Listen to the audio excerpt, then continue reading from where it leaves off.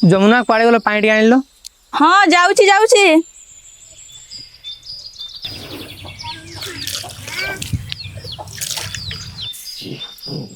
ରଞ୍ଜୁ ଭଲ ଭଲ କଣ ଦେଖୁଛୁ ମୋବାଇଲରେ? ବାପା ଆଜି ମ୍ୟାଟ୍ରିକ ରେଜଲ୍ଟ ବାହାରିବ, ମୁଁ ରେଜଲ୍ଟ ଦେଖୁଛି। ହେ ପ୍ରଭୁ, କଣ ହେଲା ରେ ବାପା? ବୋଉ ରେଜଲ୍ଟ ବାହାରିଲା, ମୁଁ ଫେଲ ହେଇଯାଇଛି। ବେ ତୁ ଡେଲି ତ ସ୍କୁଲ ଗଲୁ, ଫେଲ କେମିତି ହେଇଗଲୁ? ସ୍କୁଲରେ ପଢୁନଥିଲୁ କି?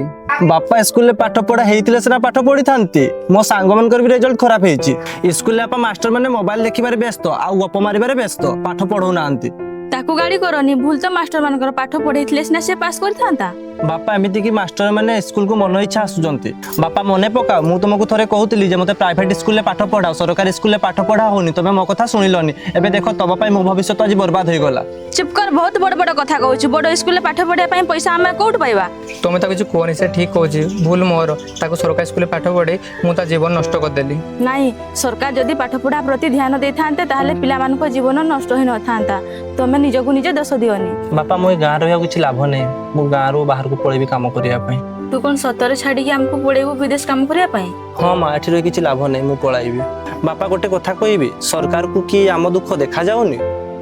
ଆମେ ଭେଣ୍ଡିଆ ପୁଅ ମାନେ ନିଜ ମାଟିରେ ନିଜ ଜିଲ୍ଲାରେ ରୋଜଗାର ନ ପାଇ ଆମେ ବିଦେଶକୁ ଦାଦନ ଖଟିବା ପାଇଁ ଯାଉଛେ, ଏହା କି ସରକାରକୁ ଦେଖାଯାଉନି? ଆରେ ସରକାର ଚାହିଁଲେ ଏଠାରେ ଅନେକ ମଧ୍ୟ କୁଟୀର ଶିଳ୍ପ ପ୍ରତିଷ୍ଠା ହେଇପାରିବ। ଆରେ ଏଠାରେ ବଡ ବଡ କଳକାରଖାନା ମଧ୍ୟ ପ୍ରତିଷ୍ଠା ହେଇପାରିବ। ଆଉ କାହାକୁ ନିଜ ମାଟି ଛାଡି ବିଦେଶକୁ ଦାଦନ ଖଟିବା ପାଇଁ ଯିବାକୁ ପଡିବନି। କିନ୍ତୁ କରିବ କଣ? ସରକାର ଏଥିପ୍ରତି ଆଖି ପକାଉନାହାନ୍ତି। ଯାହା କୁହ ବାପା, କାଲି ସକାଳୁ ମୁଁ ବାହାରୁଛି। ଯାହା ତ ଇଚ୍ଛା।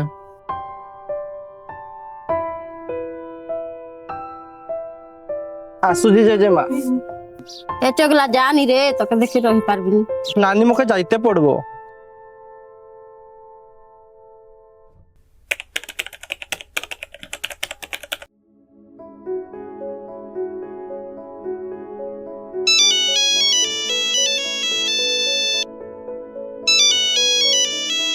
ହ୍ୟାଲୋ। ଆଜ୍ଞା, ଆପଣ ମହେନ୍ଦ୍ର ମୁଣ୍ଡା କହୁଛନ୍ତି? ଆଜ୍ଞା ମୁଁ କହୁଥିଲି। ଆଜ୍ଞା, ଆପଣଙ୍କ ପୁଅ ଉପରେ ମେସିନ୍ର ଏକ ପାର୍ଟ ପଡ଼ିଯିବାରୁ ସେ ଆଉ ନାହାନ୍ତି। କଣ ମୋ ମଜା କରୁଛନ୍ତି ନା? ନା, ଆମେ ସତ କହୁଛୁ। ଆଉ କିଛି ସମୟ ପରେ ଆପଣଙ୍କ ଘରେ ଡେଥ୍ ବଡି ପହଞ୍ଚିଯିବ।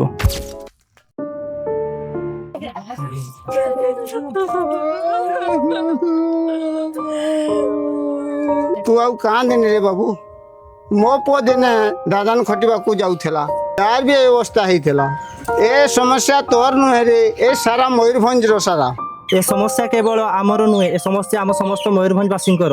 ଆମ ଅଞ୍ଚଳର ଭେଣ୍ଡିଆ ପୁଅମାନେ ନିଜ ଅଞ୍ଚଳରେ ରୋଜଗାର ନ ପାଇ ସେମାନେ ବିଦେଶକୁ ଦାଦନ ଖଟିବାକୁ ଯାଉଛନ୍ତି, ଆଉ ଏଇଭଳି ସମସ୍ୟାର ମା ବାପା ମାନେ ସମ୍ମୁଖୀନ ହଉଛନ୍ତି। ଏ କଷ୍ଟ କେବଳ ଗୋଟେ ବାପା ମାଙ୍କର ନୁହେଁ, ଏ କଷ୍ଟ ସମସ୍ତ ବାପା ମାଙ୍କର। ତେଣୁ ସରକାରଙ୍କୁ ଅନୁରୋଧ, ଏ ସମସ୍ୟା ପ୍ରତି ଧ୍ୟାନ ଦିଅନ୍ତୁ।